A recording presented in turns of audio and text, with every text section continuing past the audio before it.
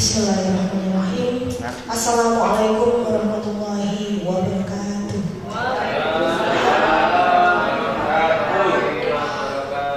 Alhamdulillahirrahmanirrahim. Atas berkat rahmat Allah pada hari ini kita dapat berkumpul dalam acara diseminasi modul 1.4 tentang budaya positif pendidikan guru penggerak angkatan 9. Dan kedua kalinya selawat serta salam marilah kita aturkan, kita sanjungkan kepada junjungan kita Nabi besar Muhammad SAW. Yang kami hormati Bapak Kepala SMK Negeri 1 Sambeng yang pada kali ini diwakili oleh Bapak Dian Setiawan Naskom selaku Wakil Kepala Sekolah Bidang Sistem Komunikasi. Yang kami hormati seluruh narasumber calon guru penggerak angkatan 9 dari SMK Negeri 1 Sambeng dan Bapak Ibu guru yang hadir pada acara diseminasi pada pagi hari ini.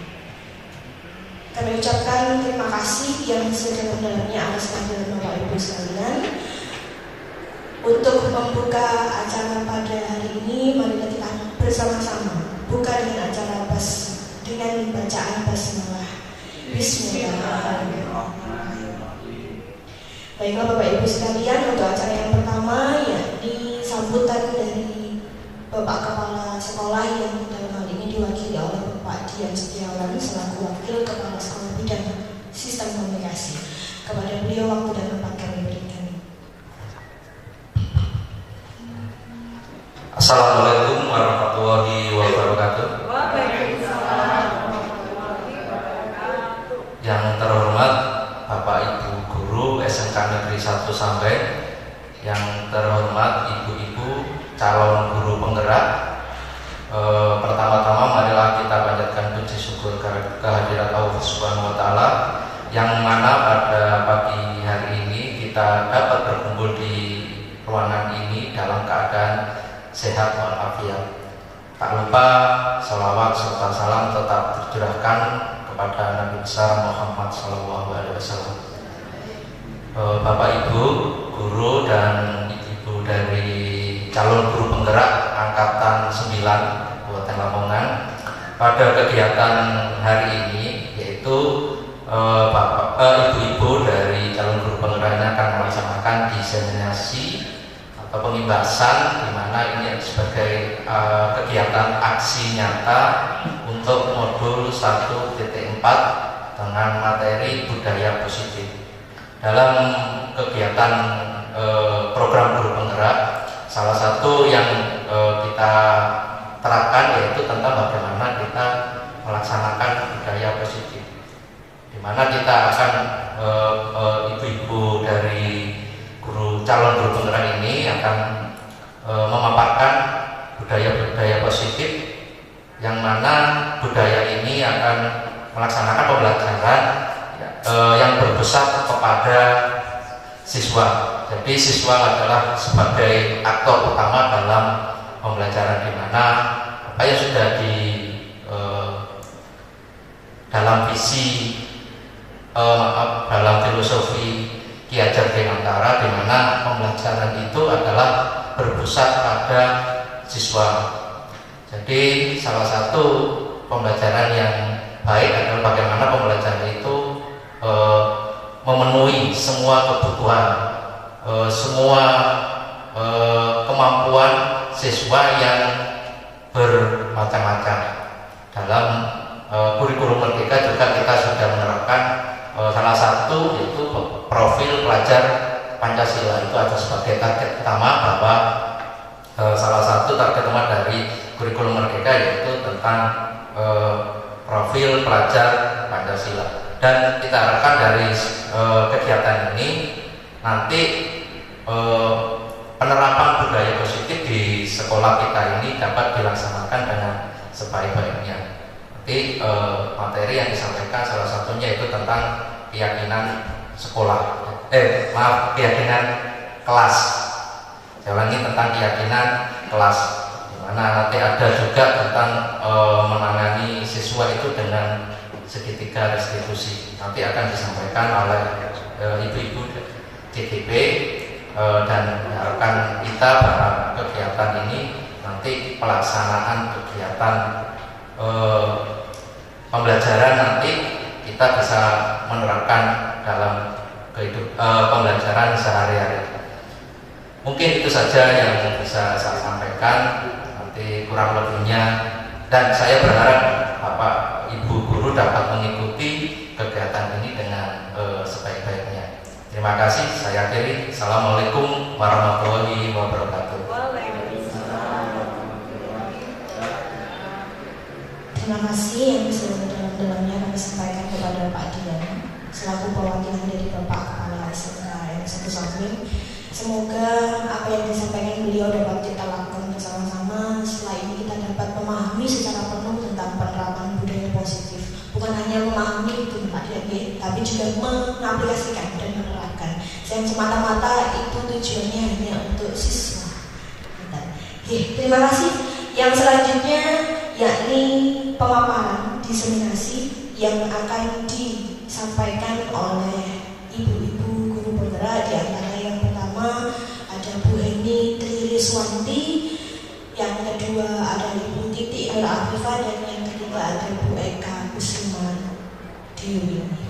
Untuk pemaparan yang pertama akan disampaikan oleh Ibu Heni. Kepada beliau waktu dan tempat kami berikan.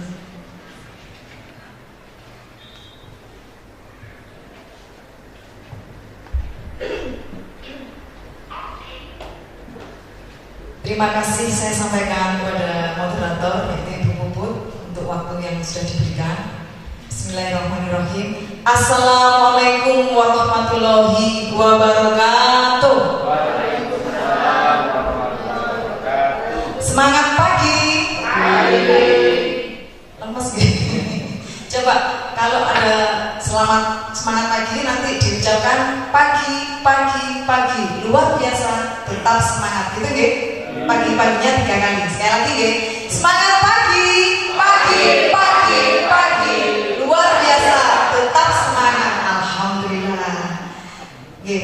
Puji syukur kehadirat Allah SWT yang sudah memberikan kepada kita semua rahmat, hidayah, nikmat iman, nikmat Islam, sehingga pada hari ini Bapak Ibu guru bisa berkumpul di ruang guru ini dalam rangka mengikuti kegiatan diseminasi calon guru penggerak angkatan 9 SMK Negeri 1 Sambeng dalam keadaan berbahagia. Kedua kali salawat serta salam tetap kita haturkan kepada Nabiullah Muhammad SAW. Melalui ajaran beliau kita bisa membedakan mana yang hak dan mana yang batin. Yang terhormat Kepala SMK Negeri 1 Sambeng yang hari ini diwakili oleh Bapak Dian Setiawan Eskom sebagai wakil pimpinan di bidang sistem informasi. Yang saya hormati ibu-ibu calon guru penggerak angkatan 9 dan yang berbahagia yang dirahmati Allah SWT, Bapak Ibu dan guru sekalian dari SMK Negeri 1 Sambeng. Perkenalkan, saya adalah calon guru penggerak angkatan 9 dari SMK Negeri 1 Sambeng yang sudah belajar tentang modul 1. Ada modul 1.1, 1.2 sampai 1.4. Alhamdulillah hari ini adalah puncak dari modul 1, yaitu modul 1.4 dengan tema budaya positif yang tadi sudah dijelaskan panjang lebar oleh Bapak Dian Setiawan tentang budaya positif tersebut sesuai dengan filosofi dari KHD. Siapa itu KHD Bapak Ibu? Bapak Ki Hajar Dewantoro. Beliau adalah Bapak Pendidikan Nasional yang sudah terkenal dengan semboyannya atau filosofinya, yaitu apa Bapak Ibu? Ing ngarso sung tulodo, ing madyo mangun karso, tuturi handa yani. Ya, beliau punya semboyan itu dari dulu bahkan sampai sekarang masih tetap dipakai dan dipraktekkan di dalam dunia pendidikan. pendidikan. Bapak Ibu sekalian, seperti yang sudah sesuai dengan sudah diberikan oleh Bapak KHD ini dalam filosofinya, yaitu pendidikan adalah suatu usaha menuntun segala kekuatan, kodrat alam dan kodrat zaman pada siswa atau peserta didik agar mereka dapat mencapai keselamatan dan kebahagiaan yang setinggi-tingginya, baik sebagai manusia maupun sebagai anggota masyarakat. Ya. Merdeka di sini adalah artinya tidak hanya terlepas dari perintah, akan tetapi cakap atau cerdas untuk bisa memanage, mengelola dirinya sendiri dalam kegiatan pembelajaran. Next, Bapak Ibu, kalau kita bicara tentang budaya positif ini, hal-hal yang baik yang itu dijadikan sebagai kekuatan yang sudah dilakukan di SMK Negeri 1 Sambeng. Hal-hal baik itu apa saja? Mulai dari hal yang kecil, ya. Kita selalu mendidik peserta didik atau anak didik kita dengan budaya 5S. Apa itu 5S? Senyum, sapa, salam, sopan, dan santun. Ya, mulai dari kita sendiri sebagai pendidik, kita memberikan contoh yang baik, ya. Ketika kita bertegur sapa atau bertemu dengan Bapak Ibu, teman sejawat, atau terhadap peserta didik atau terhadap pimpinan, kita selalu membudayakan untuk 5S itu. Nah, hal yang kecil ini itu akan dibaca, dilihat oleh peserta didik kita, sehingga mereka pun ingin juga melihat apa yang sudah mereka lihat, melakukan apa yang sudah kita lakukan. Kemudian tentang nilai dan peran guru penggerak. Di sini kita ada nilai-nilai guru penggerak, ada 5. Yang pertama adalah berpihak pada murid. Pembelajaran yang berpihak pada murid ini adalah guru sebagai penuntun atau sebagai fasilitator yang memberikan atau yang menyediakan fasilitas, yaitu berupa sarana dan prasarana untuk pembelajaran siswa. Nah, itu adalah pembelajaran yang berpihak pada murid. Kalau dulu sistem kita mengajar dulu adalah teaching center. Benar apa benar Bapak Ibu? Seakan-akan kita sudah merasa sebagai sumber informasi, tetapi tidak berlaku ketika kita sudah melaksanakan kurikulum merdeka. Adalah siswa siswa itu adalah merupakan pusat dari pembelajaran kita. Jadi itu. Kemudian yang kedua adalah mandiri. Kita mendidik siswa dengan kemandiriannya, ya. Kita tahu bagaimana peserta didik saat ini dalam kondisi yang serba ada, serba cukup, sehingga rasa mandirinya sangat kurang. Nah, dalam hal ini tugas kita adalah membuat mereka atau peserta didik kita menjadi atau memiliki sikap mandiri dengan cara bagaimana kita memberikan kegiatan yang positif atau kita memberikan tugas-tugas yang itu sekiranya sesuai dengan kompetensinya mereka, sehingga mereka nanti bisa mengerjakannya secara mandiri. Kemudian yang ketiga adalah kolaboratif. Ya, dalam budaya positif kita tidak bisa mewujudkan apa yang sudah menjadi visi dari sekolah kita tanpa kita berkoordinasi dengan Bapak Ibu guru, misalnya dengan pimpinan, dengan Bapak Ibu wali kelas, dengan kaprodi, dengan KB. Itu kita tidak bisa berbuat apa-apa dan visi itu tidak akan bisa terwujud. Ya, jadi harus ada kolaboratif, ya, antara guru dengan peserta didik, antara guru dengan wali kelas, dengan pimpinan dan seterusnya, dengan Bapak Kepala Sekolah sekalipun. Ya. Kemudian inovatif, nilai guru penggerak itu inovatif. Kita dituntut untuk mengikuti perkembangan zaman. Ya, tidak serta-merta kita terus mempertahankan sistem pendidikan kita, pengajaran kita yang itu adalah sifatnya guru sebagai pusat pembelajaran, tapi sebaliknya kita selalu mengikuti teknologi yang sudah ada saat ini untuk digunakan kemajuan pembelajaran siswa didik. Kemudian reflektif, ini adalah tindak lanjut ketika selesai pembelajaran, seperti contohnya apa Bapak Ibu? Tindakan reflektif,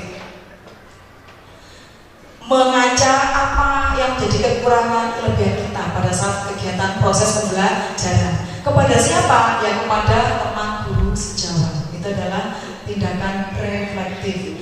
Kemudian yang berikutnya adalah peran guru penggerak. Apa saja yang menjadi peran guru penggerak? Halo? Hai? Kok tegang ya? Jangan terlalu tegang ya Bapak Ibu. Coba kita yel-yel dulu sebentar ya. Atau mungkin masih ngantuk atau bagaimana ya Bu Ari? Ya, kita yel sebentar ya tentang SMK kita. SMK! SMK! Hebat! SMK bisa! Luar biasa! Sekali cerdas berkarakter. Tepuk tangannya mana Bapak Ibu?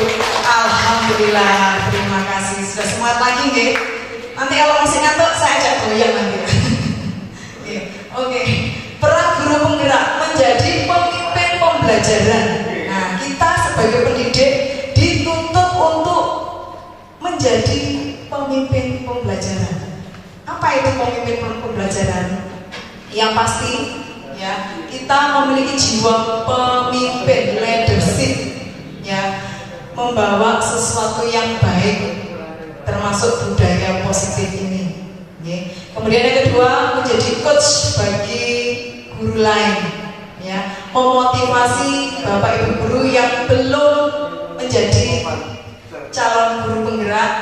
Besok insya Allah setelah ini harapan kami ya, saya, Bu Eka dan Bu Titi, panjenengan semuanya pun juga mengikuti mendaftarkan diri sebagai calon guru penggerak. Insya Allah ya Bapak Ibu. Ini demi kebaikan kita semua dan demi kemajuan dan terwujudnya visi dari SMK Negeri 1 Surabaya. Kemudian mewujudkan kepemimpinan murid.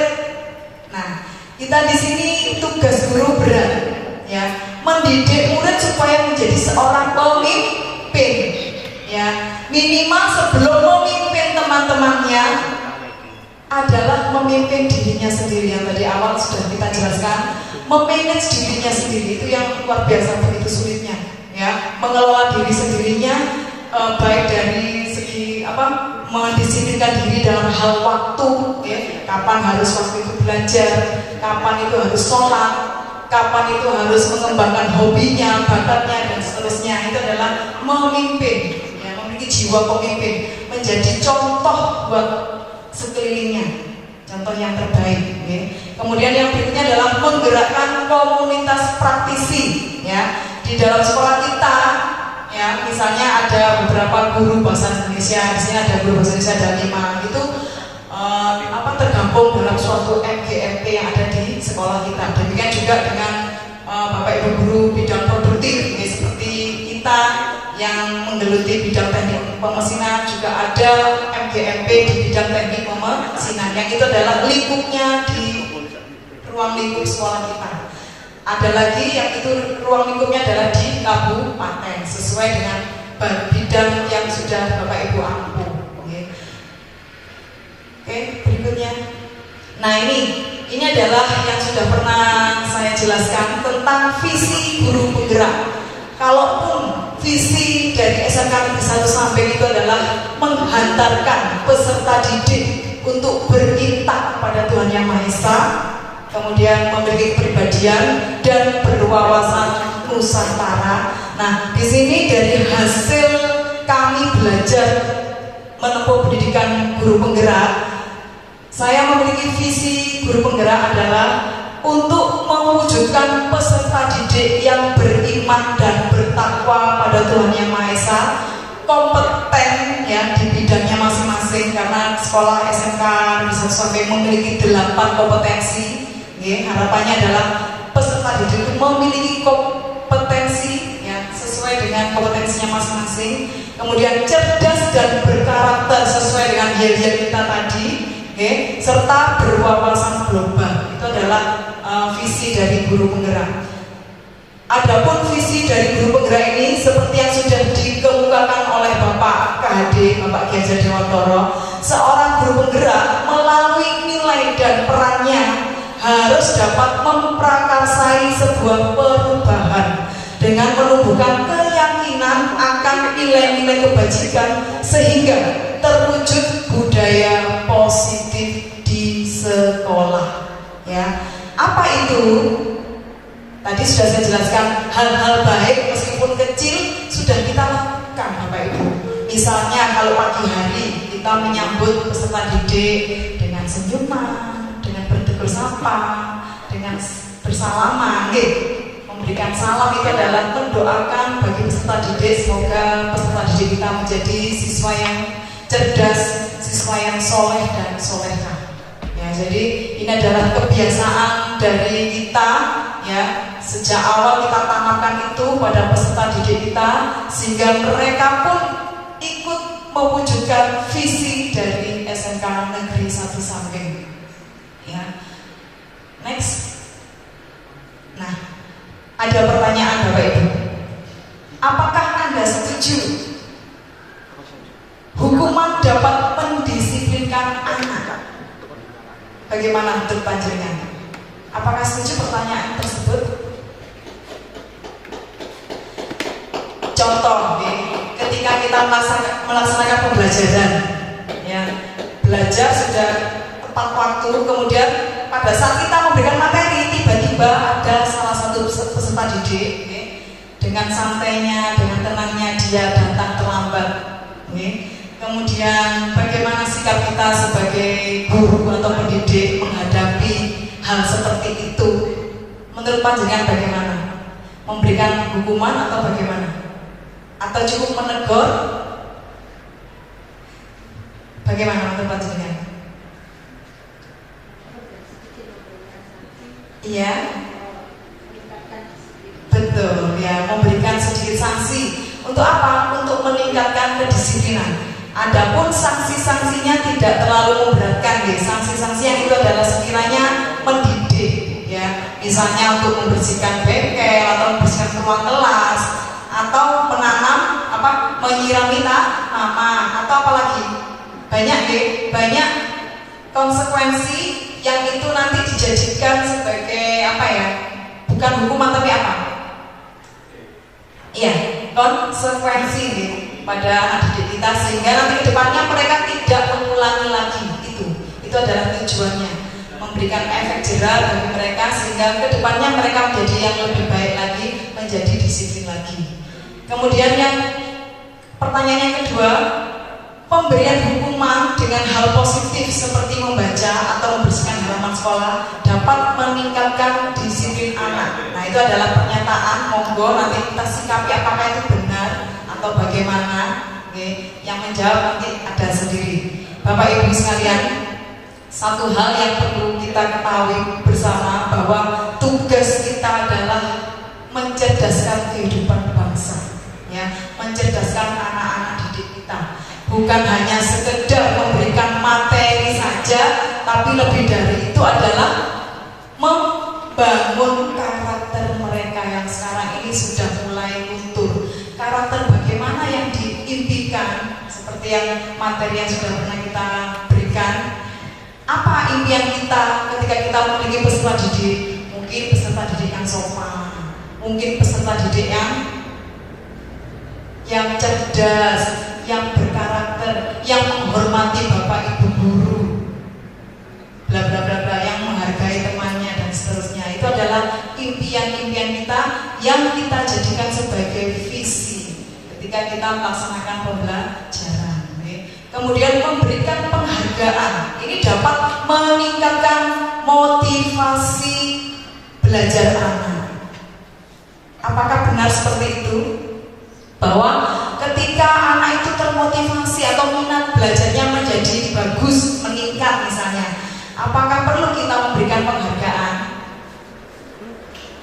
Penghargaan itu berupa apa? Bentuk apresiasi kita, misalnya bagus, ya, besok ditingkatkan lagi, lebih semangat lagi, begitu nih. Nah, itu adalah salah satu dari contoh penghargaan yang kita berikan ketika motivasi belajar siswa itu menjadi meningkat atau menjadi baik. Berikutnya, nah ini, adapun topik hari ini adalah disiplin positif dan nilai-nilai kebajikan secara universal. Ya, dari depan tadi sudah saya jelaskan bahwa disiplin positif, ya, disiplin hal-hal yang baik yang sudah kita lakukan, yang itu adalah nanti dilakukan baik Bapak Ibu Dewan Guru juga peserta didik, ya kita sama-sama mendisiplinkan diri mulai dari sekarang, mulai dari hal-hal yang kecil, misalnya waktu, okay? Menghargai waktu. Paling tidak dalam pembelajaran sebelum jam 7 atau sebelum peserta didik itu masuk di dalam ruang kelas, minimal Bapak Ibu Guru sudah hadir, okay? Di sini, okay? Daripada peserta didik kita. Ini hal yang kecil, ini bisa dilihat dan dibaca oleh anak didik kita, Bapak Ibu. Ya, sesuai dengan filosofi dari Bapak KHD tadi, memberikan contoh. Okay? Kemudian nilai-nilai kebajikan universal. Nilai-nilai kebajikan apa yang sudah Bapak Ibu berikan kepada peserta didik kita? Banyak, Bapak Ibu. Nilai-nilai positif, nilai-nilai baik itu apa saja? Mungkin Bapak Ibu berikan contoh, bisa berikan contoh. Pak Doni mungkin. Nilai-nilai apa saja yang sudah pernah jenengan berikan kepada peserta didik? Menghargai waktu, kemudian apa? Jujur, bersikap jujur, apalagi? Disiplin, apalagi Bapak Ibu? Bu Irka mungkin? Apa? Menghargai orang lain sudah ya, menghormati. Kemudian apa? Disiplin sudah. Terus apa lagi? Sopan dan santun. Ya, memberikan salam dan lain sebagainya. Nah, kemudian kalau di bengkel teknik pemesinan Bapak Ibu, selain ada budaya 5S, kita juga menerapkan 5R kepada anak kita. Apa itu 5R? Ada ringkas, okay. Kemudian apa lagi? Ringkas, rapi. Apa lagi? Ringkas, rapi, rajin, dan seterusnya. Nah, itu kita terapkan juga di bengkel ketika mereka belajar di bengkel. Ya, kita sudah membuat kesepakatan atau keyakinan kelas. Misalnya ketika belajar di bengkel itu harus memakai seragam K4, kemudian menerapkan K3, kemudian menggunakan APD dengan baik. Nah, itu adalah contoh-contoh nilai atau disiplin positif yang sudah ada, yang sudah kita lakukan di sekolah kita, di kelas kita, Bapak Ibu. Ya, nah secara tahap demi tahap, sedikit demi sedikit, insya Allah hal-hal positif ini akan dilakukan oleh anak didik kita ketika kita sudah memberikan contoh. Okay. Kemudian yang kedua adalah teori motivasi, hukuman dan penghargaan restitusi. Itu nanti akan dijelaskan oleh Ibu calon penggerak yang lain. Demikian dari saya, mungkin ada pertanyaan, monggo, atau masukan, monggo Bu Mika. Oh, ngoten. Oke, ya. Baik. Jadi itu tadi yang sudah saya sampaikan. Kurang lebihnya saya mohon maaf dan saya akhiri. Wassalamualaikum warahmatullahi wabarakatuh.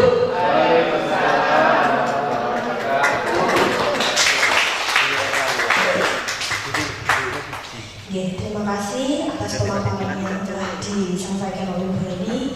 Kalau bisa saya garis bawahi, berarti memberikan hukuman dan penghargaan itu sama-sama ya Bu Heni ya. Jadi tidak bisa kita memberikan hukuman. Kalau dulu memberikan penghargaan itu seakan-akan bisa memotivasi, ternyata kedudukannya sama Bapak Ibu. Kalau saya leres, dan Bu Mika mohon bersabar nanti di akhir malam ya. Dan nanti bisa terjawab dengan presentasi-presentasi yang selanjutnya.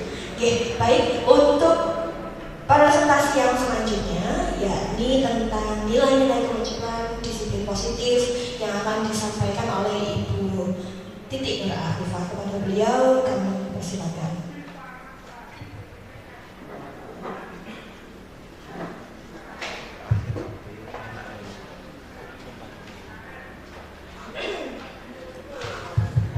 Terima kasih atas waktunya. Assalamualaikum warahmatullahi wabarakatuh.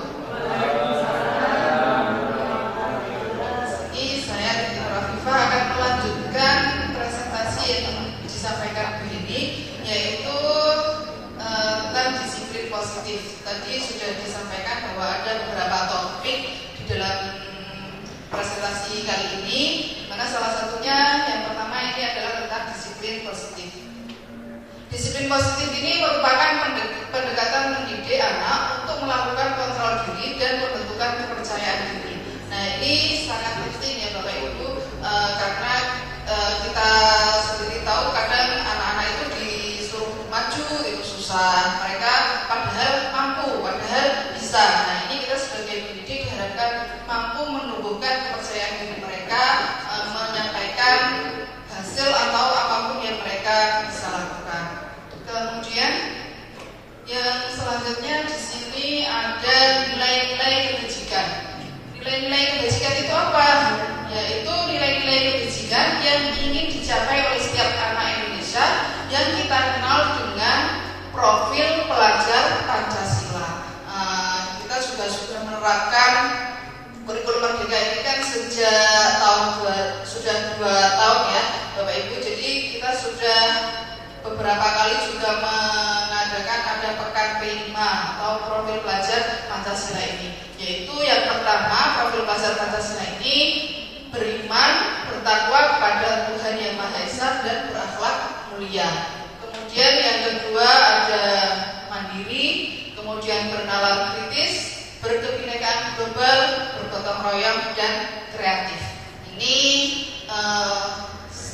kita sudah menanamkan ke anak didik kita, tidak hanya menghafal saja, tapi kita sudah menerapkan di beberapa minggu terakhir. Biasanya kita terapkan di kurikulum Merdeka ini dengan menerapkan P5. Nah, ini ada nyanyinya Bapak Ibu ya. Mungkin kita juga sudah tahu semua profil pelajar Pancasila ini kita ada nyanyinya. Mungkin Bapak Ibu guru sudah bisa menyanyikan ya, sangat dibantu oleh Ibu calon penggerak juga. Pelajar Pancasila beriman dan bertakwa pada Tuhan Yang Esa dan berakhlak mulia, berkebinekaan global, gotong royong mandiri, kreatif dan bernalar kritis. Yaitu lagu profil pelajar Pancasila yang bisa kita teruskan ke anak. Jadi tidak hanya mereka bisa mudah menghafal, dan juga kita bisa menerapkannya di kegiatan pembelajaran sehari-hari. Kemudian tentang teori motivasi perilaku manusia, ini kita sudah sebut tadi, ada hukuman, ada penghargaan. Nah, di sini ada motivasi perilaku manusia.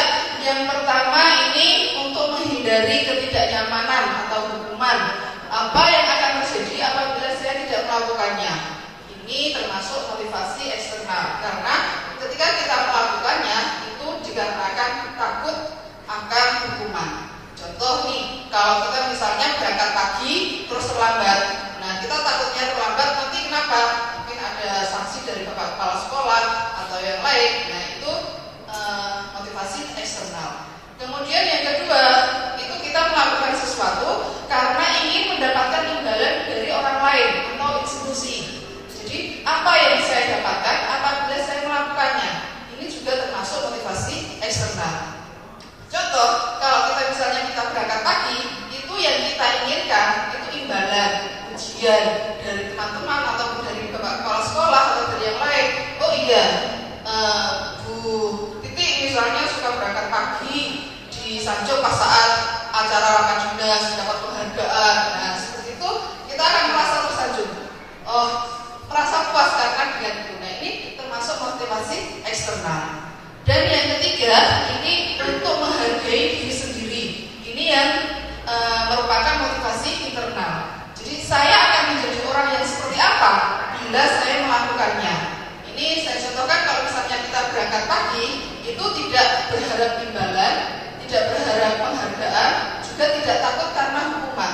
Tapi sebagai tanggung jawab kita sebagai pendidik ingin memberi teladan kepada peserta didik kita, mari kita berangkat pagi, menerapkan disiplin. Nah itu contoh motivasi internal.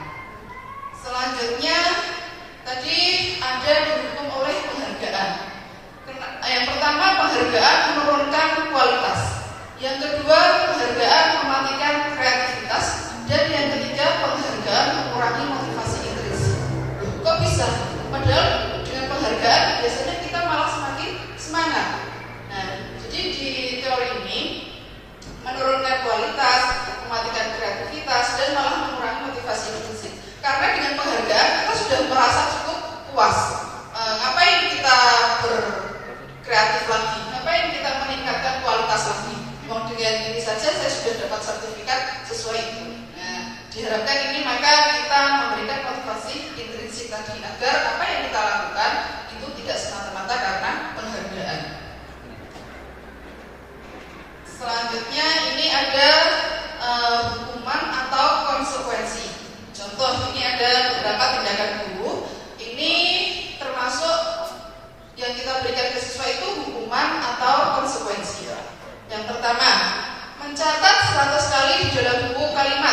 saya tidak akan terlambat lagi karena terlambat ke sekolah.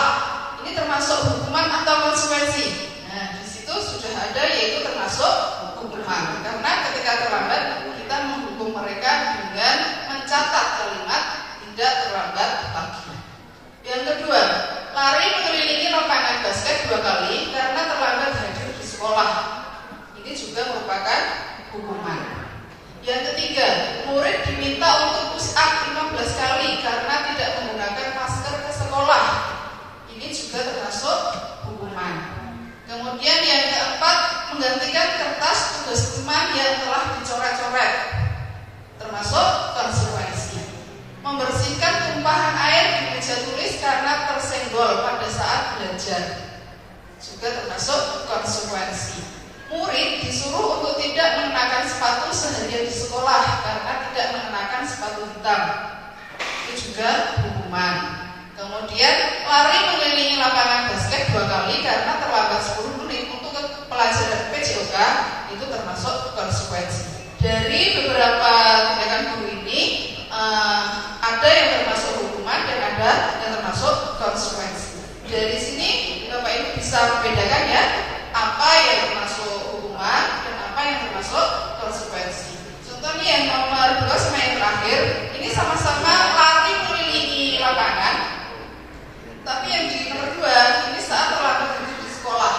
Yang terakhir itu karena terlambat pelajaran PJOK. Yang atas termasuk hukuman, tapi yang bawah termasuk konsekuensi. Kok bisa beda? Padahal sama-sama menghukum, sama-sama lari mengelilingi lapangan. Karena yang pertama, atau mungkin ada yang mau menjawab? Iya, karena yang bawah pelajarannya PJOK. Betul sekali Irma ya. Kenapa kok dia konsekuensi? Mungkin saat pelajaran PJOK, ketika dia terlambat, dia sudah ketinggalan pemanasan, sedangkan yang lainnya sudah melakukan pemanasan lari, sedangkan dia baru datang, itu belum. Jadi dia konsekuensi mengikuti lari yang tadi sudah dilakukan siswa teman-temannya yang tidak terlambat. Sedangkan yang kedua itu karena dia tidak pada PJOK, jadi tidak ada hubungannya, maka dia termasuk hukuman. Nah, di sini dari apa yang kita sudah contohkan tadi, maka dapat kita ketahui perbedaan hukuman dan konsekuensi. Kalau hukuman itu sesuatu yang menyakitkan harus terjadi. Kalau konsekuensi sesuatu harus terjadi. Itu. Kemudian yang kedua, membuat anak didik sakit baik fisik maupun hatinya untuk jangka waktu yang lama. Sedangkan kalau konsekuensi ini dalam jangka waktu yang pendek. Kemudian kalau hukuman, anak membenci kedisiplinan. Tapi kalau dengan konsekuensi, anak bisa menghargai disiplin. Kemudian yang keempat, kalau hukuman itu paksaan, harus dilakukan. Tapi kalau konsekuensi itu stimulus dan tanggapan. Ada stimulus, kemudian ada tanggapannya. Kemudian untuk hukuman, ini mendorong anak menyakiti diri sendiri. Sedangkan untuk konsekuensi, mendorong anak agar mudah menyesuaikan diri. Kemudian untuk hukuman, konsep diri yang buruk. Kalau konsekuensi, konsep diri yang baik. Kalau hukuman, anak belajar untuk menyembunyikan kesalahan. Kalau konsekuensi, anak belajar untuk mematuhi peraturan. Dan kalau yang terakhir, kalau hukuman itu marah, rasa bersalah, dipermalukan, merasa tak dihargai. Sedangkan kalau konsekuensi itu dia merasa kehilangan hak, dibuat tidak nyaman, diasingkan untuk sementara. Jadi itu perbedaan antara hukuman dan konsekuensi. Jadi harapannya kita sebagai guru, sebagai pendidik bisa membedakan antara hukuman dan konsekuensi. Dan sebaiknya kita memberikan konsekuensi bagi anak didik kita yang melanggar aturan atau yang melanggar keyakinan yang sudah kita sepakati. Selanjutnya di sini ada keyakinan kelas. Apa sih keyakinan kelas? Nah, keyakinan kelas. Di sini ada 2 kesepakatan kelas. Yang pertama di sebelah kiri Bapak Ibu ya, kesepakatan kelas. Ini ada datang tepat waktu, mengucapkan salam. Yang kedua, menjaga kebersihan sekolah. Yang ketiga, berdoa sebelum dan sesudah kegiatan. Dan yang keempat, tetap aktif dalam pembelajaran, dan yang kelima tertib. Sedangkan di sebelah kanan Bapak Ibu guru, di sini ada kesepakatan kelas yang pertama, kami guru dan murid yang saling menyayangi, kami murid yang semangat belajar, dan kami murid yang peduli dengan teman-teman. Jadi Bapak Ibu, keyakinan kelas itu awalnya dulu kita bisa, yang sering kita ketahui dulu ada tata tertib sekolah, ya kan? Nah itu kita bisa namanya kadang tata tertib atau peraturan yang sudah kita tetapkan. Sedangkan kesepakatan yang kelas juga ada keyakinan kelas. Keyakinan kelas ini adalah kesepakatan antara kita dan siswa selama kita menjalani pembelajaran di kelas. Nah, dari dua kasus ini, yang kiri atau yang kanan yang merupakan keyakinan kelas. Yang kiri apa yang kanan yang merupakan keyakinan kelas? Menurut panjenengan, ya, yang sebelah kanan ya Bapak Ibu ya, yang sebelah kanan yang termasuk kesepakatan kelas, yaitu kami guru dan murid yang saling menyayangi. Ini dulu mungkin tata tertibnya bunyinya nggak boleh bertengkar, nggak boleh gaduh, nggak boleh ramai. Nah itu kita dalam menerapkan keyakinan kelas itu kita menggunakan bahasa yang lebih halus yang bisa diterima siswa, di mana diharapkan siswa itu tidak merasa terpaksa melakukannya, tapi dengan senang hati. Ya, next rubut selanjutnya di sini ada kebutuhan dasar manusia. Kebutuhan dasar manusia yang pertama bertahan hidup, kemudian kasih sayang dan rasa diterima, yang ketiga penguasaan, yang keempat kesenangan, dan yang kelima kebebasan. Jadi ini kebutuhan dasar manusia termasuk kita, dan di sini kita sebagai guru diharapkan mampu mengerti kebutuhan dasar manusia terutama kepada peserta didik kita. Jadi ketika kita memberi pelajaran itu kita diharapkan sesuai dengan kebutuhan dasar mereka, sehingga ketika mereka belajar itu diharapkan mereka enjoy. Oh iya, saya mengikuti pelajaran ini untuk bertahan hidup. Untuk apa? Untuk nanti saya bekal saya kerja nanti atau seperti apa. Kemudian kasih sayang dan rasa terima itu ketika kita memberikan materi dengan rasa menyayangi.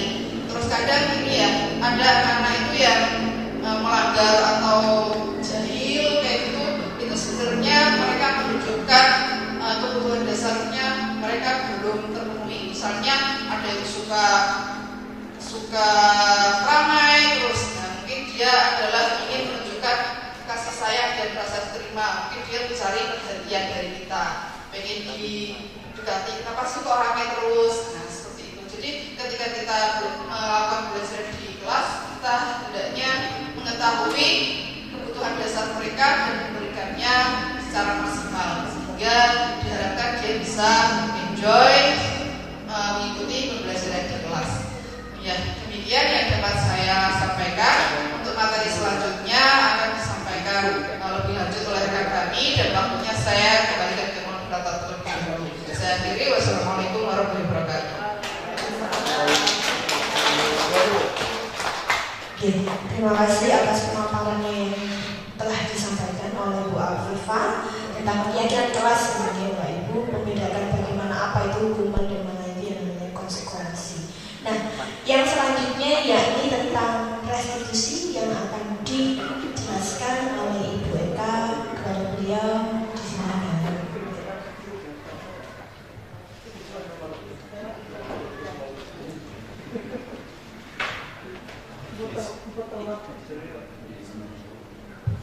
Assalamualaikum warahmatullahi wabarakatuh. Terima kasih Bu Puput selaku moderator memberikan kesempatan saya untuk menyampaikan materi. Oke Bapak Ibu, kita tadi untuk hukuman sama konsekuensi sudah dijelaskan sama Bu Afi. Sekarang saya melanjutkan dengan restitusi. Apa itu restitusi?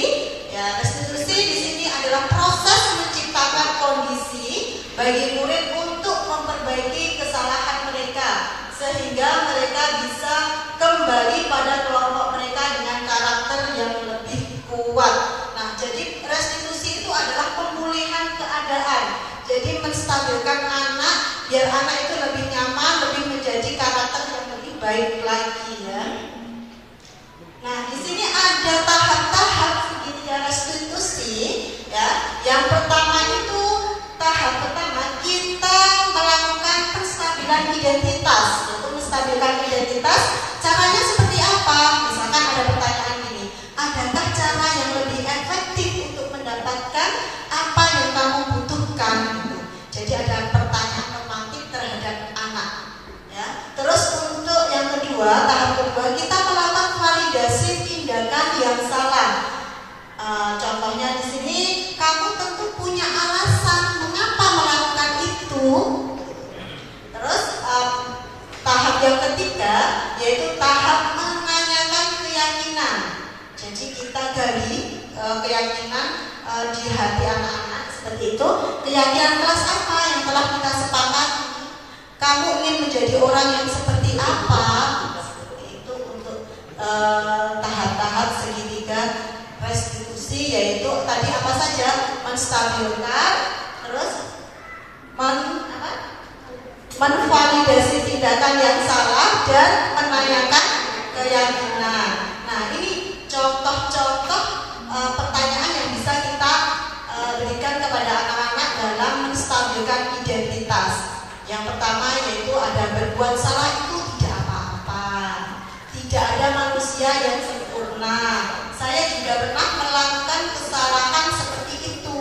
Kita bisa menyelesaikan ini. Terus ada pemantik lagi, Bapak Ibu tidak tertarik mencari siapa yang salah, tapi Bapak Ibu ingin mencari solusi dari permasalahan ini. Terus ada pertanyaan juga, kamu berhak merasa begitu. Apakah kamu sedang menjadi teman yang baik buat dirimu sendiri? Nah, kalau validasi tindakan yang salah, padahal kamu bisa melakukan yang lebih buruk dari ini ya.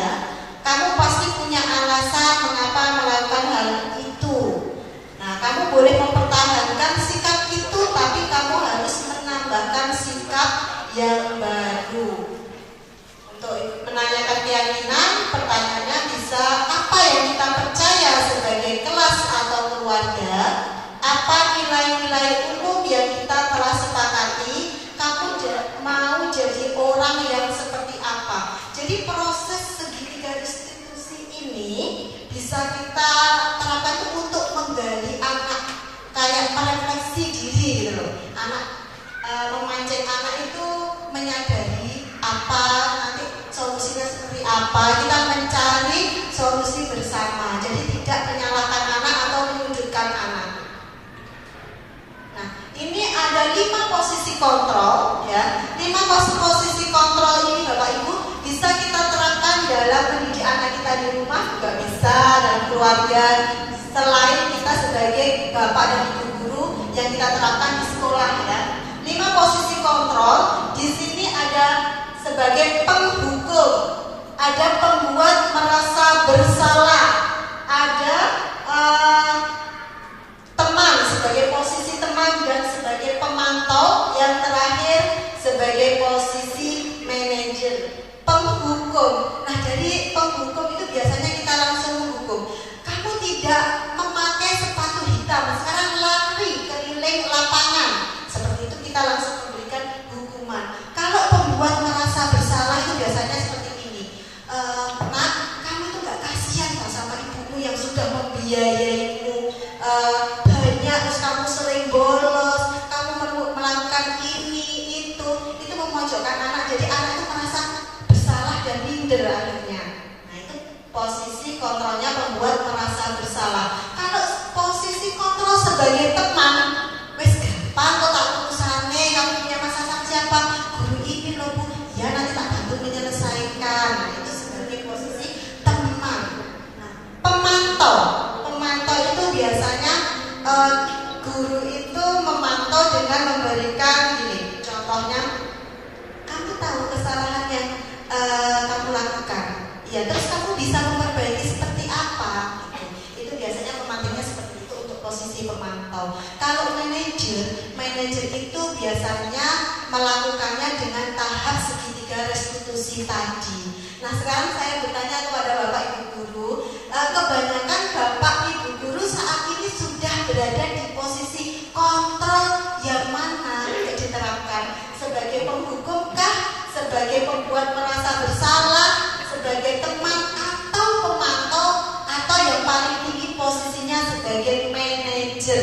Coba Bapak Ibu guru kebanyakan sudah di posisi apa ya kira-kira? Penghukum Bu Putri, ya? Semuanya Bu.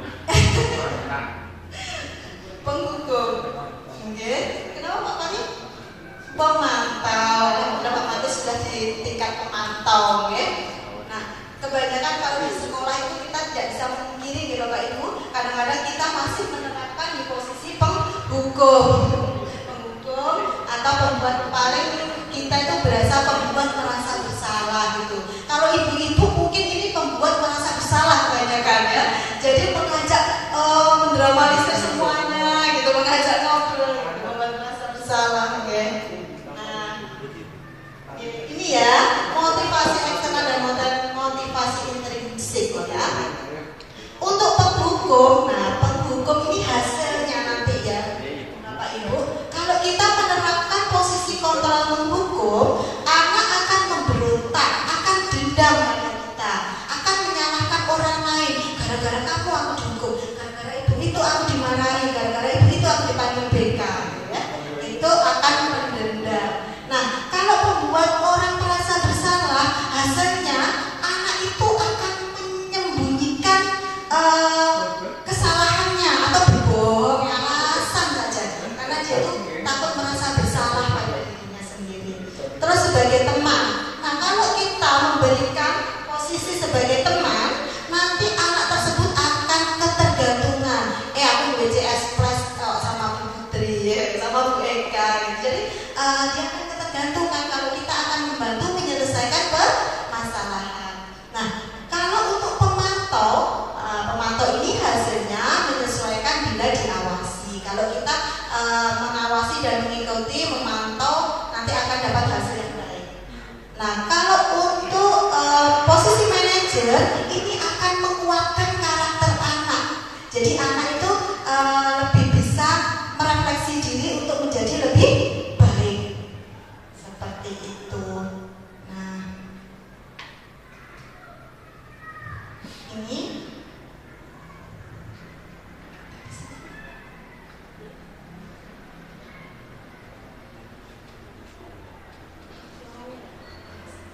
saya menerapkan praktek posisi kontrol sebagai manajer. Jadi di sini ada kasus Monica ini pada waktu pelajarannya Bu Dani pergi ke kantin, jadi terlambat 30 menit. Nah, di sini saya menerapkan segitiga restitusi, yaitu nanti menstabilkan, terus menvalidasi, yang ketiga memberi keyakinan.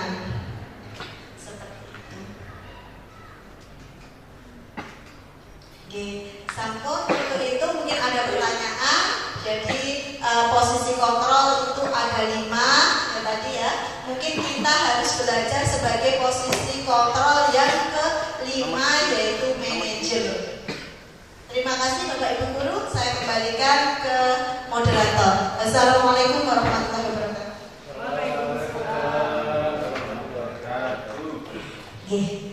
Demikian, terima kasih atas penyampaian materi tentang restitusi yang disampaikan oleh Bu Eka.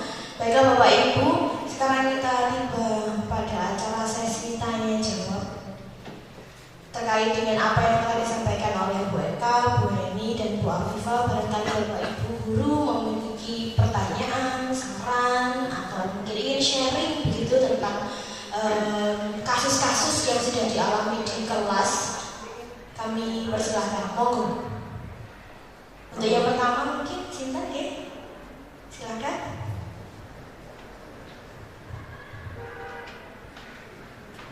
Monggo.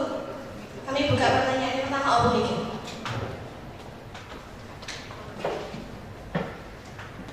Terima kasih. Untuk budaya positif saya akan bertanya, bagaimana penerapan budaya positif yang sudah Anda lakukan di kelas? Terima kasih.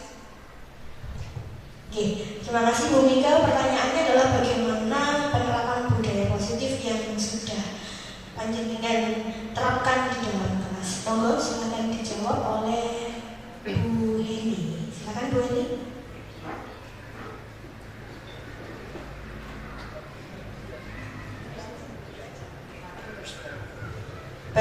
terima kasih untuk pertanyaannya dari Ibu Mika tentang budaya positif. Apakah budaya positif ini sudah diterapkan di sekolah kita?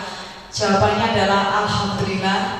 Budaya positif itu adalah hal-hal baik yang itu menjadikan kekuatan bagi sekolah kita untuk bisa mewujudkan visi sekolah kita. Apa saja budaya positif? Yaitu kita sudah membudayakan 5S ya Bapak Ibu. Ketika kita di depan gerbang kita istilahnya apa ya, menyambut peserta didik kita dengan senyuman, dengan salam, sopan dan santun. Itu adalah salah satu contoh. Kemudian termasuk program-program yang ada di sekolah kita, Bapak Ibu, seperti ada Jumat Sehat, ada Jumat Literasi, kemudian ada Jumat Religi. Itu juga merupakan budaya positif yang sudah diterapkan di sekolah kita. Kemudian adanya Jumat Bersih, yang pada saat itu semua ruang kelas, bengkel-bengkel harus dibersihkan ya. Kita sebagai Bapak Ibu guru juga bersama dengan peserta didik saling bahu-membahu untuk membersihkan. Nah, ini adalah salah satu contoh budaya positif yang sudah diterapkan di sekolah kita. Kemudian kalau kita belajar di bengkel, kita juga menerapkan tentang 5R. Ada resik, ada rawat, ada ringkas, rapi, dan lain sebagainya. Demikian Ibu Mika. Terima kasih. Assalamualaikum warahmatullahi wabarakatuh. Oke, jadi demikian adalah penjelasan dari pertanyaan yang sudah Bu Mika sampaikan. Pripun Bu Mika, apa ada pertanyaan lanjutan? Sudah. Oke, terima kasih. Jadi terkait dengan pengaplikasian budaya positif tadi sudah dijelaskan oleh Bu Heni, baik di dalam sekolah maupun di dalam kelas, begitu ya Bu Heni. Untuk selanjutnya, monggo Bapak Ibu. Pak Doni. Assalamualaikum warahmatullahi wabarakatuh. Untuk yang berkaitan dengan hukuman, mungkin saya bertanya, mungkin Bapak Ibu bisa memberikan solusi. Kan anak-anak kita sebagian besar yang wanita itu kan, kalau kita sudah jelas diberikan aturan, tapi ternyata kenyataannya juga mereka masih membawa alat make up setiap ganti pelajaran biasanya, ataupun sebelum pulang, atau mereka pasti bermake up. Nah, kalau kita rampas itu bagaimana, atau mungkin bisa memberikan solusi yang terbaik? Karena kenyataannya kalau dirampas mereka juga, Pak, ini harganya mahal, ini juga pakai uang. Tapi mereka sudah diberikan penjelasan, tahu juga aturan, tapi ternyata baik yang kakak kelas maupun yang adik kelas tetap membawa dan pasti bermake up. Mungkin itu saja. Cukup sekian. Wassalamualaikum warahmatullahi wabarakatuh. Terima kasih. Untuk akan dijawab oleh Bu Eka Doni. Oke, Pak Doni, terima kasih pertanyaannya luar biasa karena ini adalah permasalahan di sekolah kita. Saya mencoba menjawab. Saya juga masih belajar karena selama di CGB ini manfaatnya memang luar biasa Bapak Ibu. Jadi monggo kita bareng-bareng CGB.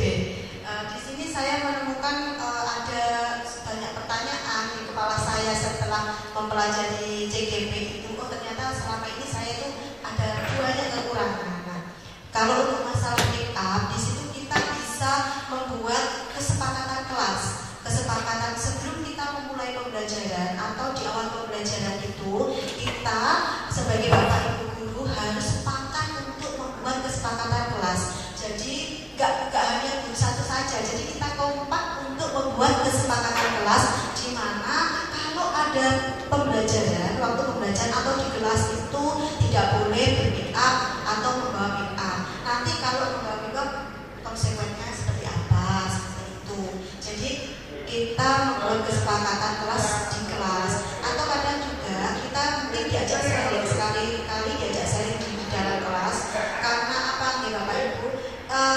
kita itu di dalam CGP itu juga mempelajari 5 kebutuhan dasar manusia. Bu Puput ya.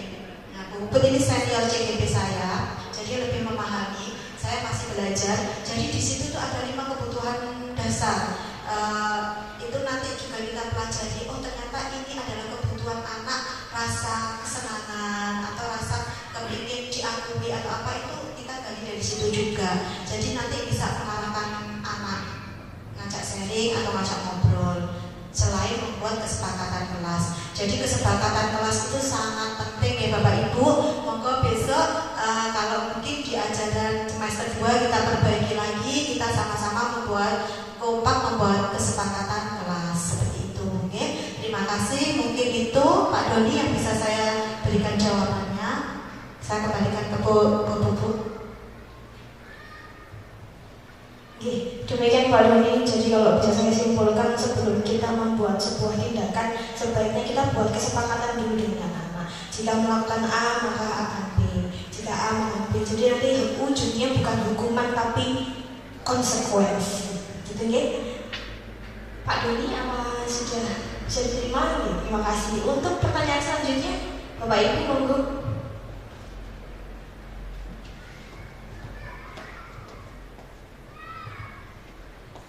Baik, terima kasih atas kesempatannya.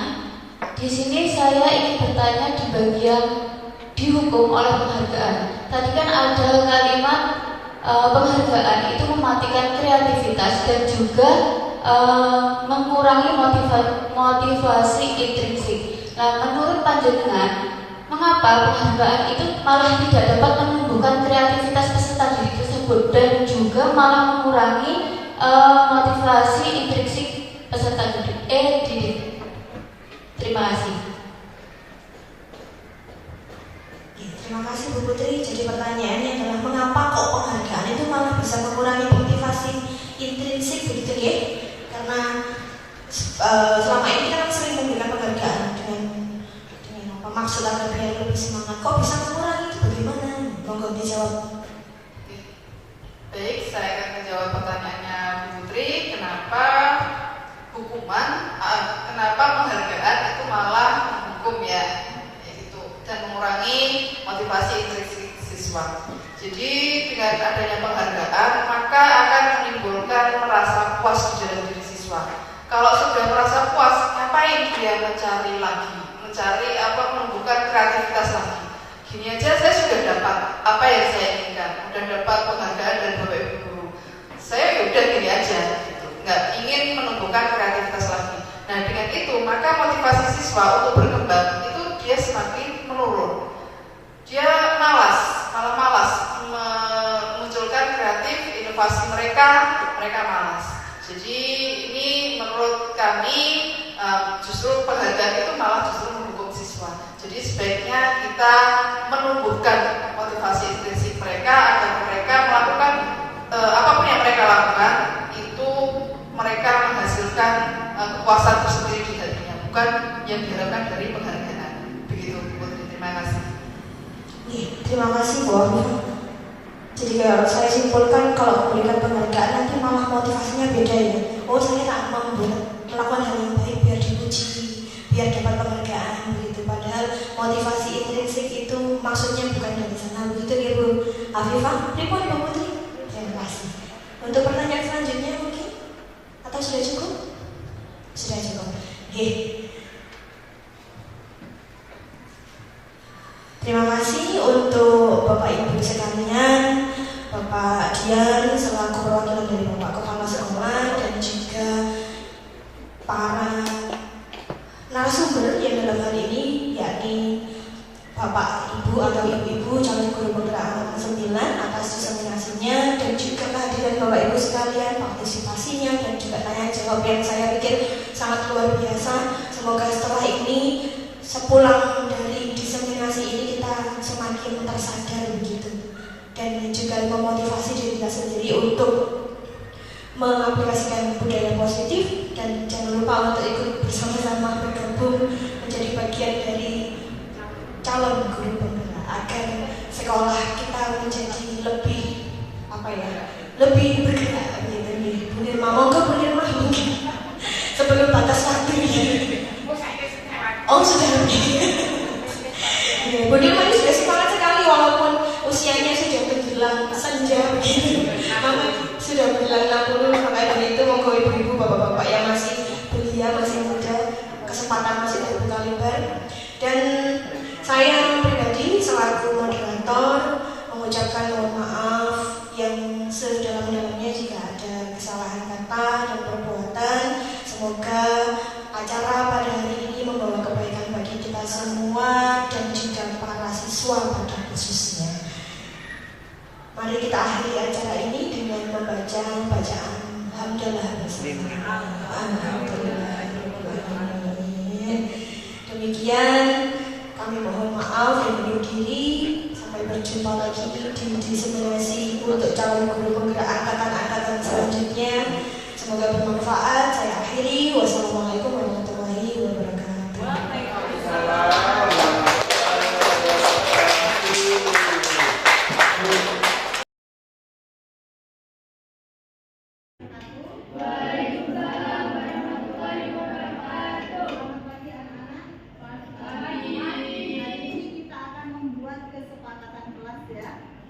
Jadi nanti kalian bisa menuliskan kesepakatan kelas yang kalian nanti bisa menuliskan atau tuliskan apa saja yang kalian inginkan di waktu pembelajaran MBK.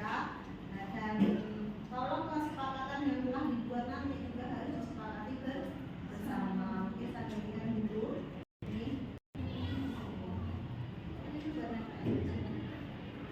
Silakan langsung ditulis.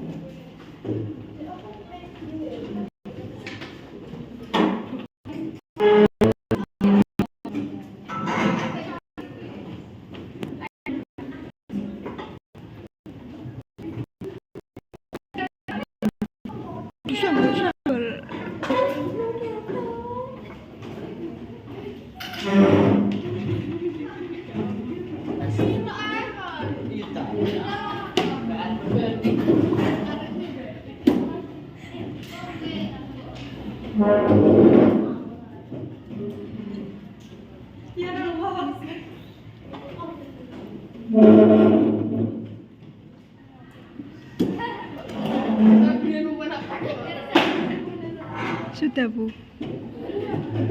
Oke.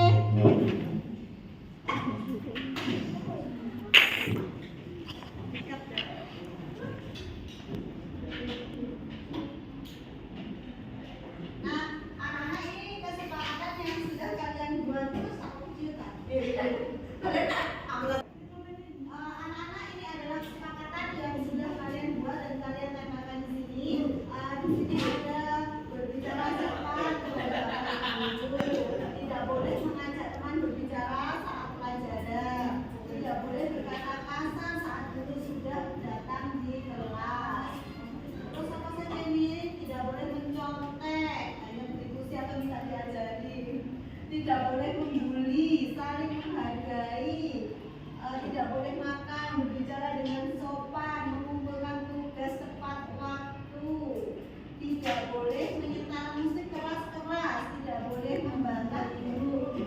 boleh bergeng semua sama saja, oke? Tidak boleh makan tiket dong ya, memperhatikan diri saat dan menerangkan. Boleh makan dengan cara tidak mengganggukan tiket, jadi tepat waktu, aktif dan semangat, berbicara dengan sopan, oke? Tidak boleh berisik, bicara keras sepenuhnya saja. Oke, sudah ya. Kalau ini nanti kesepakatan yang kalian buat, ya harus disepakati bersama. Oke,